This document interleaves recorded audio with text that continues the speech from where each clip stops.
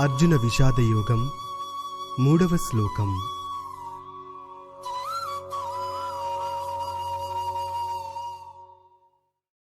పశ్యైతాం పాండుపుత్రాణం ఆచార్య మహతీం చమూం వ్యూఢాం ద్రుపదపుత్రేణ తవ శిష్యేణ ధీమత.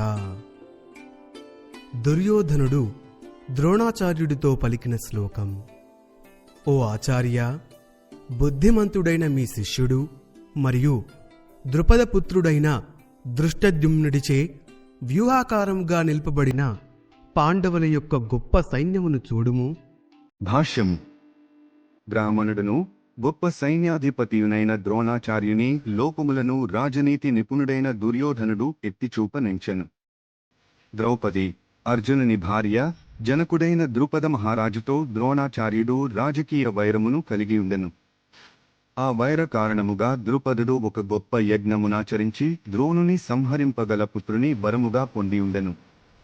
ద్రోణాచార్యుడు ఈ విషయమును సంపూర్ణముగా ఎరిగియున్నను ద్రుపదతనయుడైన దృష్టద్యుమ్నుడు యుద్ధ విద్యను నేర్చుటకై తన చెంతకు చేరినప్పుడు విశాల హృదయము కలిగిన బ్రాహ్మణునిగా వర్తించి అతనికి యుద్ధ రహస్యములను తెలియజేయుటలో సంకోచమును కనబరచలేదు.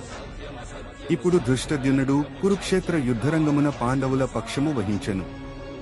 ద్రోణాచార్యుని నుండి నేర్చిన విద్యతో అతడే పాండవ సేనా వ్యూహమును సైతము రచించెను. ద్రోణాచార్యుడు సావధానుడై రాజీ ధోరణి లేని యుద్ధము చేయవలెనను ఉద్దేశ్యముతో అతని ఈ తప్పిదమును దుర్యోధనుడు ఎత్తి చూపెను. ప్రియతమ శిష్యులైన పాండవుల ఎడ యుద్ధరంగమున అతడు అదే విధముగా మృదుస్వభావముతో వర్తించరాదని తెలియజేయుటయు దుర్యోధనుని ఉద్దేశ్యమైండెను. ముఖ్యముగా అర్జునుడు అతనికి ప్రియతముడును మరియు తెలివిగలవాడును అయిన శిష్యుడు.